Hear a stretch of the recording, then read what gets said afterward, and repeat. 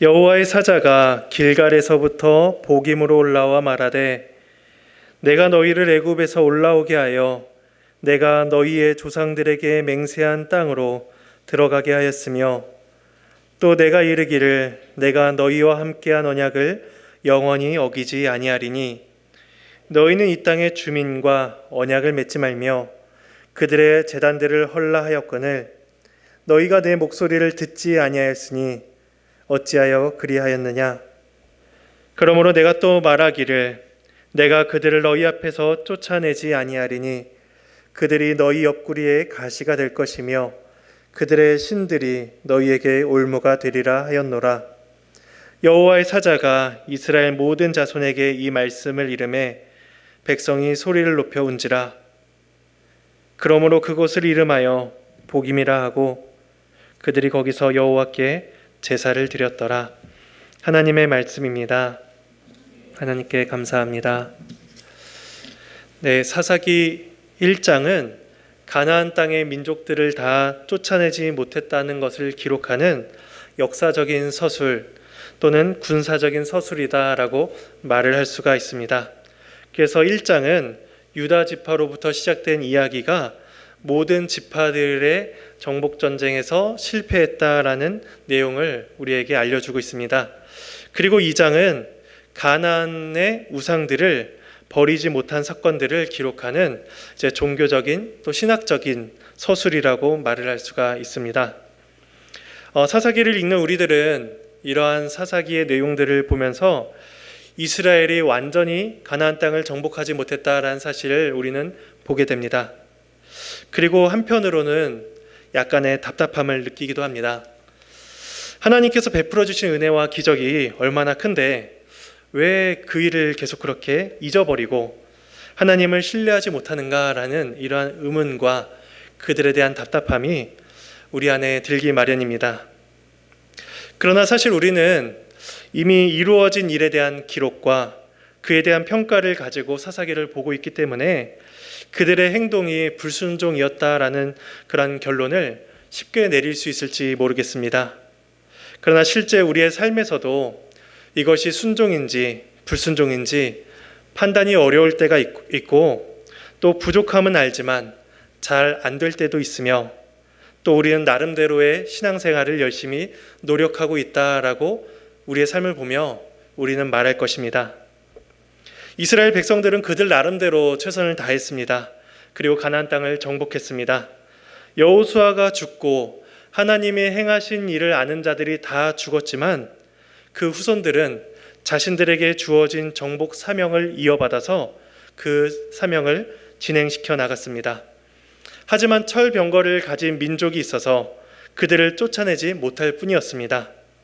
그래도 다 쫓아내지 못한 민족들 중에 일부는 종으로 삼아서 이스라엘을 위한 노역을 하도록 시켰습니다. 상황만 보자면 나름대로 괜찮다라고 평가할 만한 그러한 상황입니다. 비록 모든 민족을 다 쫓아내지는 못했지만 그래도 어느 정도의 과업은 이루었고 가나안 민족을 종으로 삼아 노역을 시켰다라는 이러한 일은 사회적인 이익도 생각을 할 수가 있는 것입니다. 왜냐하면 고된 일은 가나안 종들이 하고 이스라엘 백성들은 그 시간에 다른 일을 할 수도 있으니 삶이 더 윤택해지고 이스라엘 백성들에게 더 이익도 생겼을 것입니다. 그들의 조상들이 애굽에서 노예 생활을 했던 것에 비해서 지금의 이스라엘은 하나님께 복받은 자다라고 말할 수 있을 것입니다. 그 당시에 어느 누구도 그 이스라엘의 상태에 대해서 문제 제기를 할 만한 사람이 없을 만큼 그들은 굉장히 자연스러운 또 자유로운 시대를 살았습니다. 그런데 오늘 본문에 보면 그런 이스라엘 백성들에게 여호와의 사자가 찾아옵니다. 1절 말씀입니다. 여호와의 사자가 길갈에서부터 복임으로 올라와 말하되, 이때 사자라는 것은 보통 명령을 받아서 일을 수행하는 사람을 가리키는 단어입니다. 그런데 이 말이 보통 왕의 명령을 전달하는 자를 지칭한다는 것을 우리가 생각할 때 이 여호와의 사자라는 것은 하나님께서 이스라엘 백성들의 왕이심을 보여주는 표현이다라고 우리가 볼 수 있습니다. 사사기의 맨 마지막을 보면 이스라엘에 왕이 없었다라는 평가로 끝이 나고 있지만 하나님은 계속해서 그들의 왕으로 존재하셨습니다. 그래서 왕이신 하나님께서 왕의 뜻을 알리시기 위하여 그분의 사자를 보내셨습니다. 이 보냄을 받은 사자가 누구인지 어떤 모습으로 왔는지 성경은 말씀하지 않습니다. 그러나 그에 대해서 말씀하는 한 가지가 있습니다. 그가 길갈에서부터 복임으로 올라왔다는 그 사실입니다. 복임이라는 말의 뜻은 4절 말미와 5절에 나와 있습니다. 4절에 보면 백성이 소리를 높여 운지라, 그리고 5절에 그러므로 그것을 이름하여 복임이라 하고 라고 합니다. 복임이라는 말의 뜻은 우는 자들이라는 뜻입니다. 여호와의 사자의 말을 들은 이스라엘이 소리를 높여 통곡을 하니 그 통곡 소리가 얼마나 크고 그 통곡 소리가 얼마나 구슬펐는지 그곳 지명이 우는 자들이라는 뜻을 가진 복임이라는 이름을 갖게 된 것입니다. 그런데 1절 말씀을 보면 그 사자가 길갈에서부터 올라왔다라고 말씀합니다. 여호와의 사자가 어디로부터 온다라고 이야기할 때 하나님으로부터 왔다라고 말하지 않습니다. 그가 하늘로부터 왔다라고 말을 하지도 않고 여호와의 사자가 길갈에서 왔다라고 말하므로 그들에게 주는 메시지가 있는 것입니다. 우리는 길갈이 어떤 곳인지 여호수아서를 통해서 잠시 세 가지로 생각을 해보도록 하겠습니다. 먼저 여호수아 4장 19절에서 24절 말씀입니다.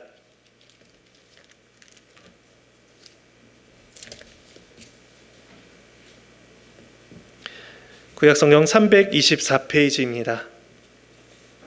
4장 19절에서 24절까지 말씀을 함께 읽어보도록 하겠습니다.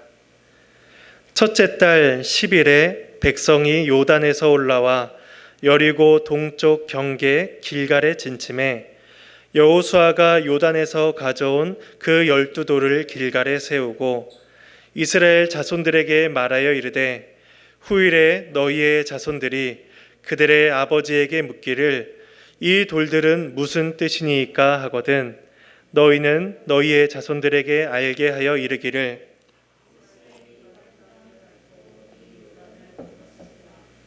너희의 하나님 여호와께서 요단물을 너희 앞에서 마르게 하사 너희를 건너게 하신 것이 너희의 하나님 여호와께서 우리 앞에 홍해를 말리시고 우리를 건너게 하심과 같았나니 이는 땅의 모든 백성에게 손이 강하신 것을 알게 하며 너희가 너희의 하나님 여호와를 항상 경외하게 하려 하심이라 하라. 요단강을 건넌 것을 기억하고 기념하기 위해 돌을 세운 곳이 길갈입니다. 출애굽 1세대는 애굽을 나올 때 홍해를 건넜습니다. 그런데 가나안 땅에 들어오는 이 2세대는 홍해를 경험하지 못한 자들입니다.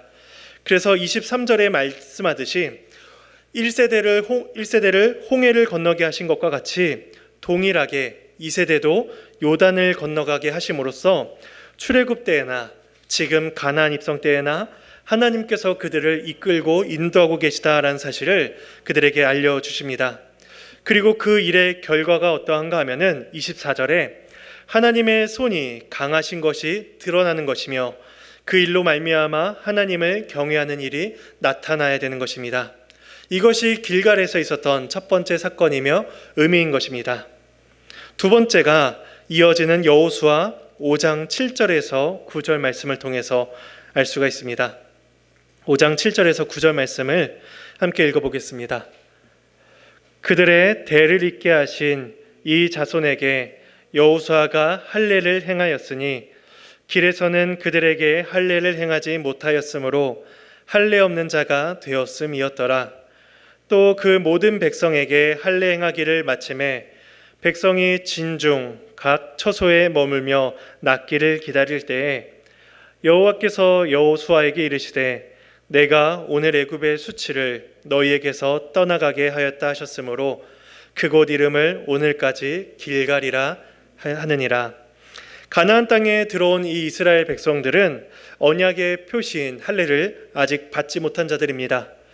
그래서 요단을 건너 요단 서쪽 가나안 땅에 들어오자마자 하나님께서 명하신 것이 할례였습니다.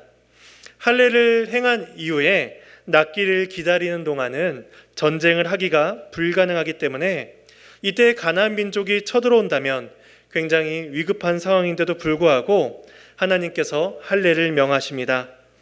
하나님께서 이스라엘의 보호자가 되어주심을 그들에게 보이십니다. 또한 할례를 마친 그들에게 하나님께서 하신 말씀은 9절에 이르기를 애굽의 수치를 너희에게서 떠나가게 하였다는 것입니다. 그래서 길갈이라는 말의 뜻은 굴러가다라는 말의 뜻을 가지고 있습니다. 하나님께서 이스라엘에게 있던 모든 애굽의 수치를 다 굴러 떠나가게 하셨다라는 것입니다. 이스라엘은 애굽의 종으로 오랜 시간을 보냈습니다. 종이라는 것은 매여 있어서 자유가 없는 사람입니다.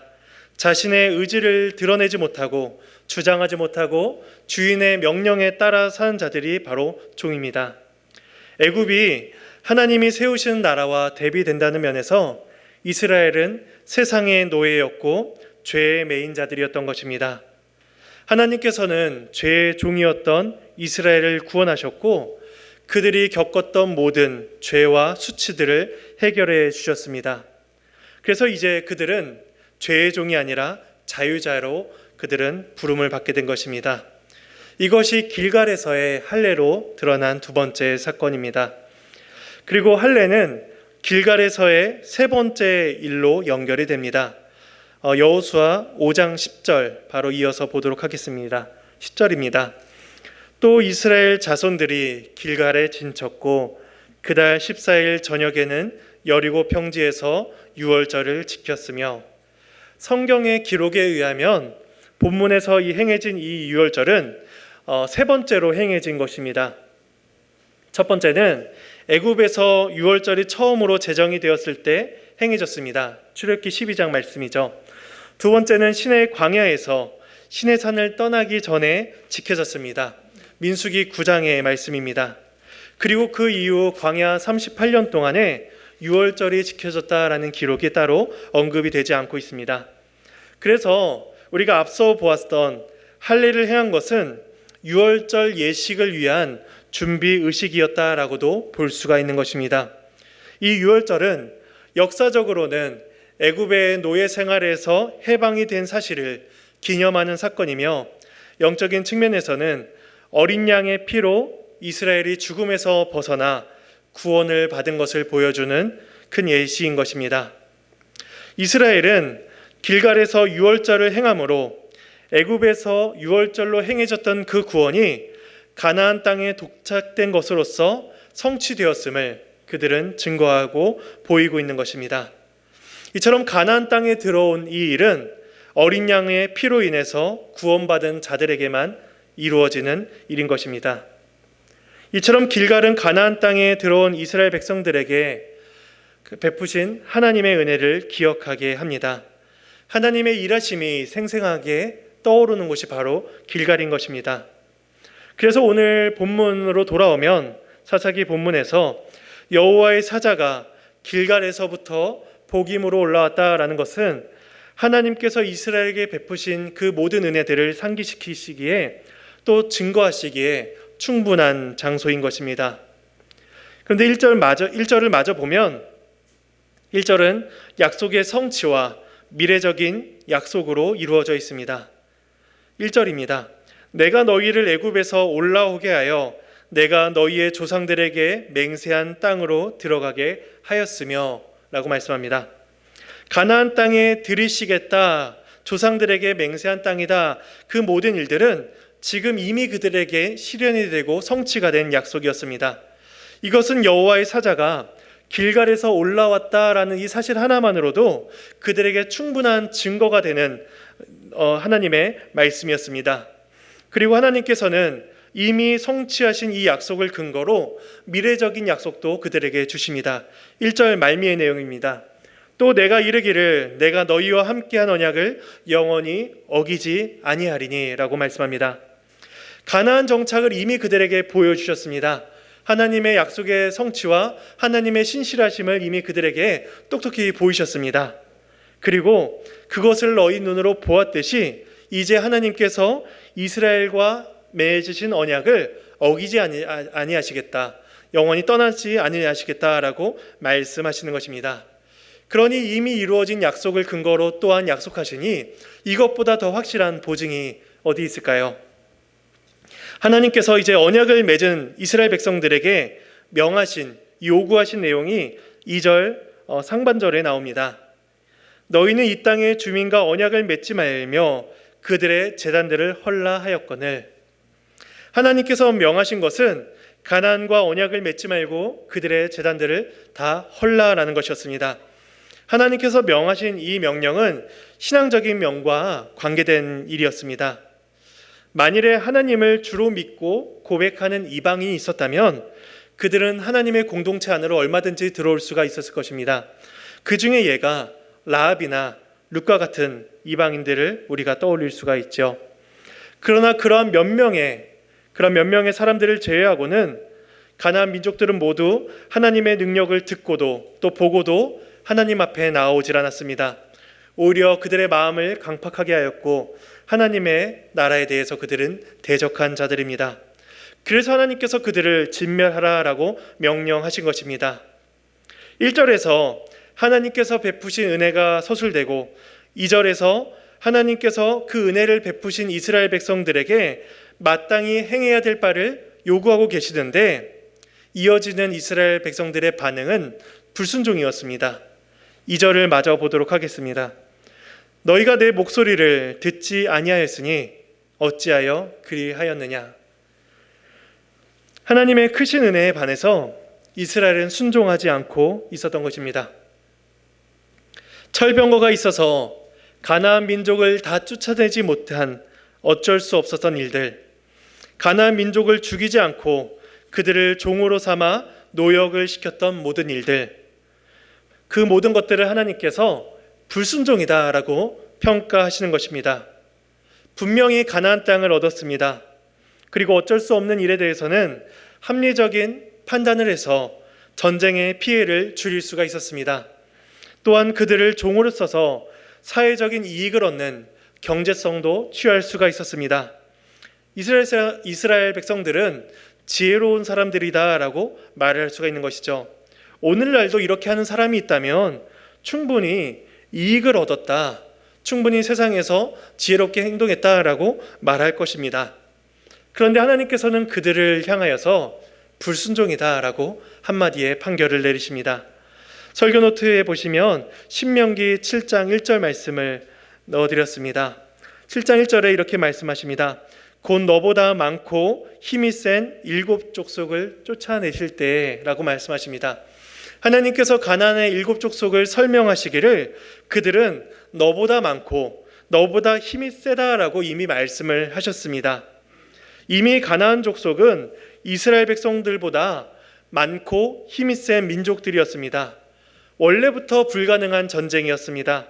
하나님께서는 불가능한 출애굽을 그들에게 시키셨고 불가능한 자들을 쫓아내셔서 지금까지 그들을 인도하신 것입니다.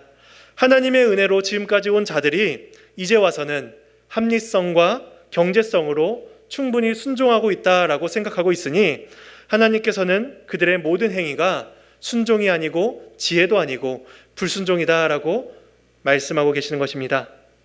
하나님의 언약을 잊고 불순종한 이스라엘 백성들에게 내리신 징계가 3절에 이어집니다. 3절 말씀을 함께 읽어보도록 하겠습니다. 그러므로 내가 또 말하기를 내가 그들을 너희 앞에서 쫓아내지 아니하리니 그들이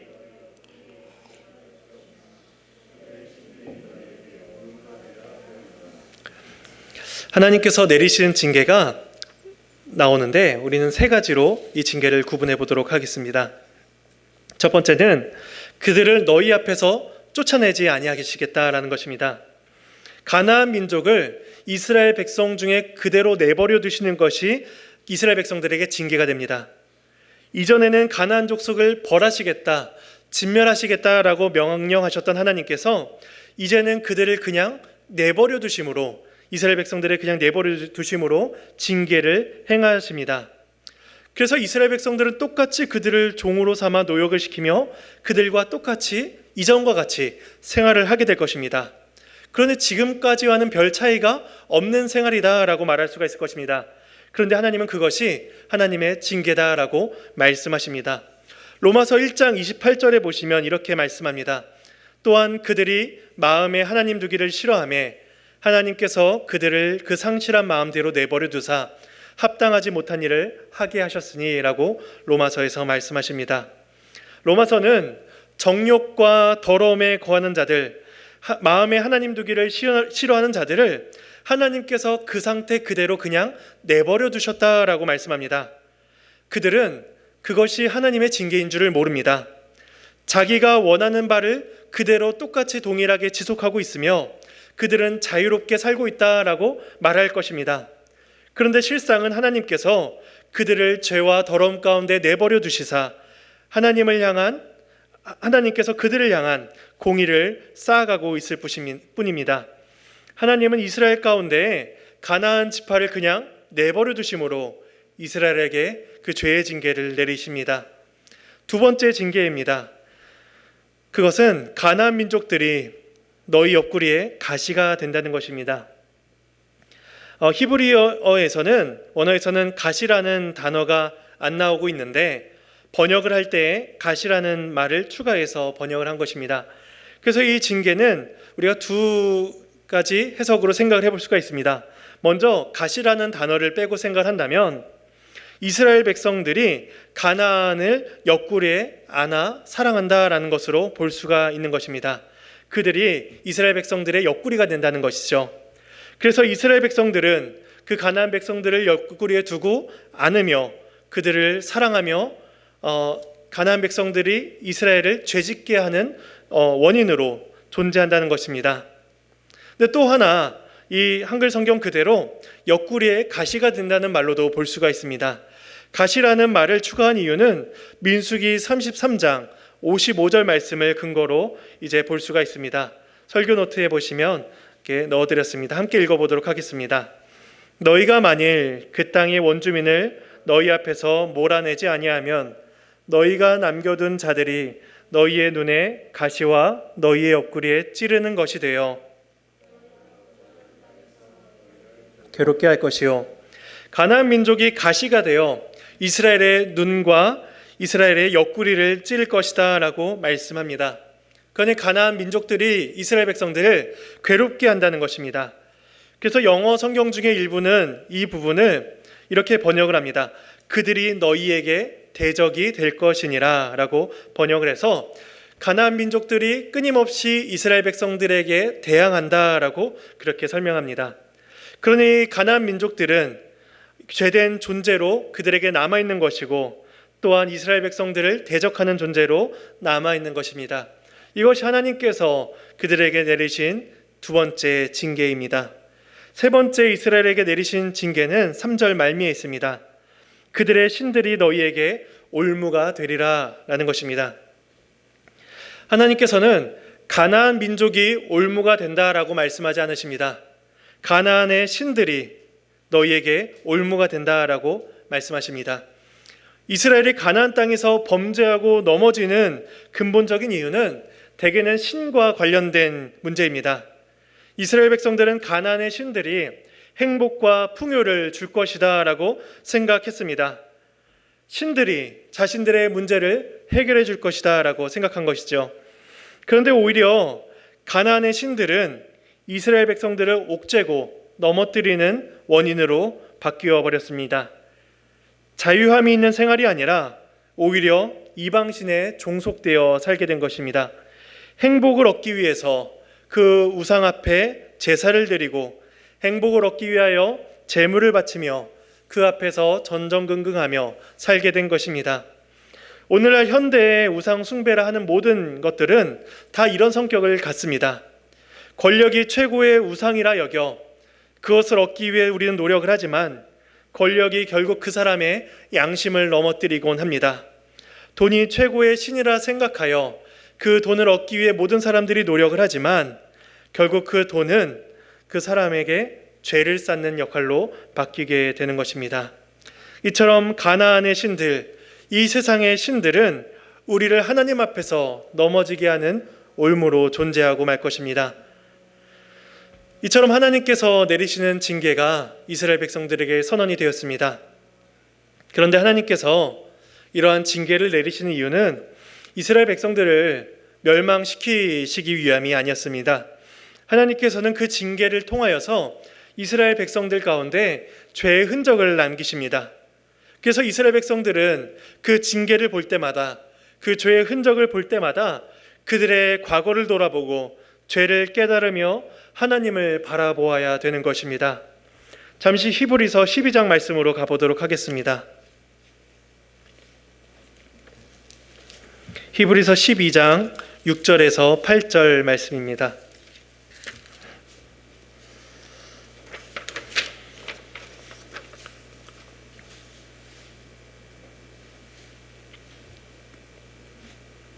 히브리서 12장 6절에서 8절 함께 읽어보도록 하겠습니다. 주께서 그 사랑하시는 자를 징계하시고 그가 받아들이신 아들마다 채찍질 하심이라 하였으니 너희가 참음은 징계를 받기 위함이라. 하나님이 아들과 같이 너희를 대우하시나니 어찌 아버지가 징계하지 않는 아들이 있으리요. 징계는 다 받는 것이거늘 너희에게 없으면 사생자요 친아들이 아니니라.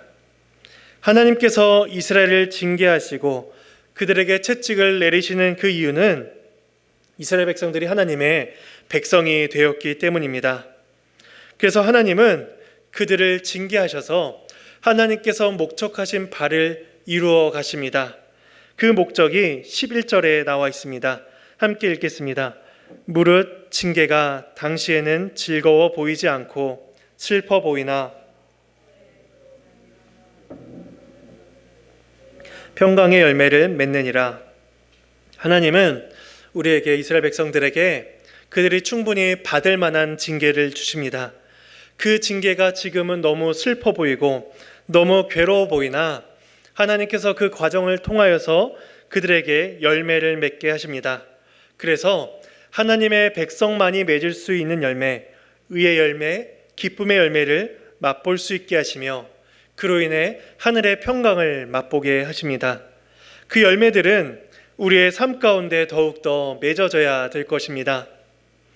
여호와의 사자가 말한 이 모든 징계의 말씀을 들은 이스라엘 백성들의 반응이 우리가 앞서 보았던 4절과 5절에서 다시 나타납니다. 여호와의 사자가 이스라엘 모든 자손에게 이 말씀을 이르매 백성이 소리를 높여 운지라. 그러므로 그곳을 이름하여 복임이라 하고 그들이 거기서 여호와께 제사를 드렸더라. 이름이 바뀔 정도로 그들이 통곡하며 하나님께 제사를 합니다. 이들의 눈물이 얼마나 진실된 것이었는지 혹은 순간의 속상함으로 인하여서 운 것인지 성경은 말씀하고 있지 않습니다. 그런데 이후에 나타나는 이스라엘의 타락과 범죄를 보면서 이것이 그저 후회의 눈물이지 회개의 눈물은 아니었다라고 설명을 하시는 분들도 더러 있습니다. 그러니 이들의 눈물은 징계 때문에 흘리는 일시적인 눈물이지 참된 회개의 눈물이 아니었다는 것이죠. 그런데 우리 자신을 한번 돌아보겠습니다. 우리 자신을 보면 우리 또한 하나님 앞에서 얼마나 많은 회개와 눈물을 흘릴 때가 많이 있는지요. 그리고 우리는 그렇게 하나님 앞에 회개하고 기도하며 주의 백성으로 살기를 소망하지만 우리는 돌아서면 또다시 넘어지고 옛사람의 흔적들을 다시금 보이며 살아갑니다. 그러나 우리 또한 이스라엘 백성들과 같은 자들이다 라고 말을 할 수가 있는 것이죠. 그렇다면 우리가 흘린 그때 하나님 앞에서 눌린 모든 진실된 회개의 눈물들이 잘못된 것이었다, 진실되지 못한 것이었다라고 그렇게 말을 할 수가 있을까요? 이스라엘과 우리 모두는 다 똑같이 죄로 인해 타락한 자들이며 본래는 가나안 땅에 들어가기에 부적합한 자들입니다. 그런데 하나님께서 그런 우리들을 하나님께서 부르셨고 하나님은 우리를 하나님의 자녀로 삼아 주셨습니다. 우리는 그 은혜로 하나님의 나라에 들어왔고 그 은혜로 살아가는 자들입니다. 그래서 우리는 늘 항상 그리스도의 십자가 앞으로 살아가야 됩니다. 그리스도의 죽으심은 우리가 받은 그 구원이 결코 가벼운 것이 아님을, 결코 값싼 것이 아님을 우리에게 친히 증거해 주십니다. 하나님의 독생자이신 그리스도께서 자신의 가장 고귀한 생명을 내어주셔서 우리의 모든 죄값을 속량해 주셨습니다. 그래서 우리에게 나타난 죄의 흔적과 불순종에도 불구하고 우리가 다시금 십자가를 바라볼 수 있는 이유는 하나님께서 선택하여 아들로 삼으신 자는 결코 버려지거나 결코 포기되지 않기 때문입니다. 성경은 우리에게 말씀합니다. 너희는 사생자가 아니요 하나님의 아들이라 라고 말씀합니다. 하나님께서 우리를 징계하사 우리에게 의와 평강의 열매를 맺게 하실 것입니다. 그리고 지금 우리는 그 은혜를 받고 있는 자들입니다. 기쁨의 찬양을 통하여서, 때로는 회개의 눈물을 통하여서 하나님 안에서 참 평안을 누리시는 저와 여러분이 되어야 될 것입니다. 우리의 눈물이 의와 평강의 열매로 맺어지기를 간절히 소망합니다. 함께 찬송하시겠습니다.